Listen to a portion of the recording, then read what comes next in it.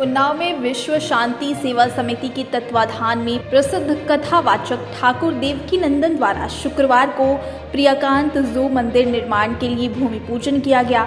मंदिर के निर्माण के लिए सदर विधायक पंकज गुप्ता की तरफ से 8 बीघा भूमि दान में दी गई। इस भूमि पूजन में कथावाचक ठाकुर देवकी नंदन महाराज के साथ सदर विधायक अपनी पत्नी के साथ शामिल हुए।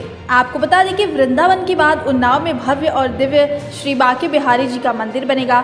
कथावाचक ने यहां सरकार से मांग करते हुए कहा कि देश में सनातन का प्रचार प्रसार होना चाहिए, वो मंदिरों में ही संभव है।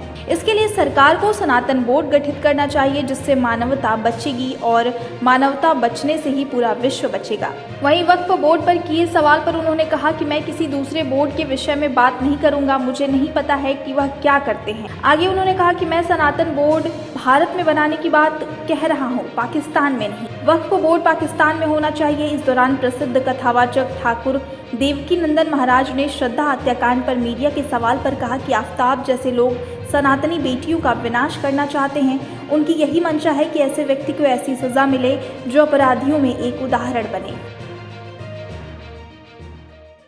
मैंने अपनी राय आपको अपनी कथा के माध्यम से बोली है। आप लोगों, आप सब हैं पत्रकार बंधु हैं, आप सबने सुना है। मैं पुनः यही कहूँगा कि जो भी व्यक्ति आफ्ताब है, जो भी है, जैसा भी है, उससे अभी देखो मेरे पास में एक और न्यूज आई है कि उसने जो चैनलों पे ही मैंने सुना है, उसके कत्ल करने के बाद, उसके टुकड़े टुकड़े करने के बाद, उसे फ्रीज में जमा करने के बाद, उसके बाद भी उसने लड़कियों से कांटेक्ट किया है और लड़कियों से मिला है।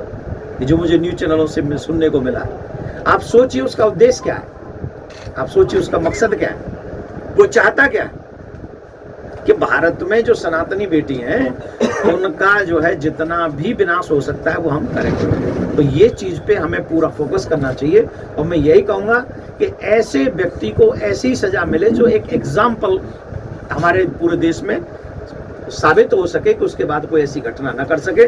उसने 35 टुकड़े किए हैं तो न्याय ऐसा मिले कि उसके कितने, क्या मतलब समझ रहे हैं, संविधान जो चाहे, लेकिन कठोर सजा मिले, ऐसी मैं अवश्य मांग करता हूं आप लोगों के माध्यम से, कानून से, और जल्दी सुनवाई हो।